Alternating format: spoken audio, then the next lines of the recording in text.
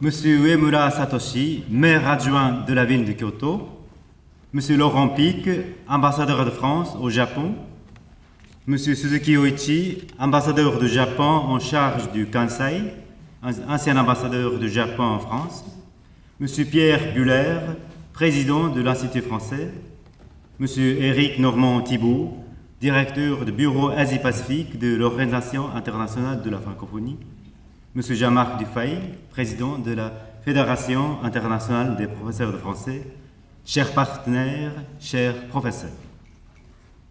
Au nom de la Société japonaise de didactique du français, aussi bien que de l'Université de Kyoto, je tiens à vous souhaiter la bienvenue à Kyoto, ville millénaire et ancienne capitale de l'archipel, où l'humanité a conclu, il y a 20 ans, pour la première fois dans l'histoire, la Convention relative à l'environnement de la planète contre l'effet de gaz de serre, d'où nous nous sommes inspirés pour mettre en valeur la thématique du Congrès comme écologie du français et diversité des langues. Comment peut-on sauvegarder la diversité linguistique et culturelle au moyen de l'enseignement des langues, entre autres le français, dans le respect de l'écologie des langues? Le français peut-il apporter la contribution de nature à préserver l'environnement linguistique et culturel dans la région où la diversité tant biologique et linguistique et culturelle était au rendez-vous depuis l'aube de l'histoire? La pensée française appelle forte raison la réflexion française à consacrer tant d'encre en faveur de cette thématique,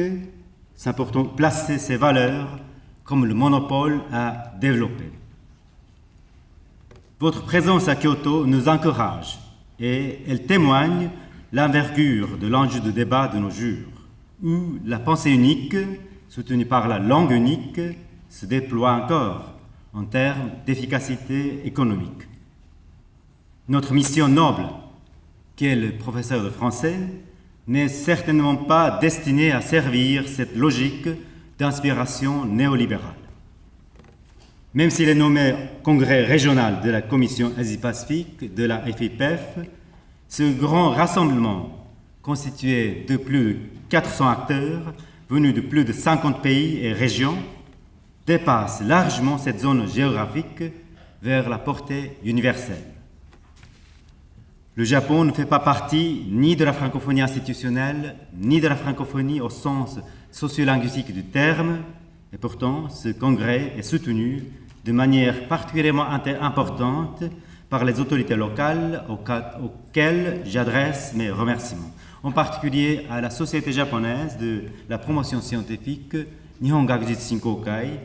ainsi qu'à la municipalité de Kyoto, sans oublier pourtant les partenaires privilégiés comme l'Institut français, le ministère français de l'Europe et des Affaires étrangères et l'ambassade de France au Japon,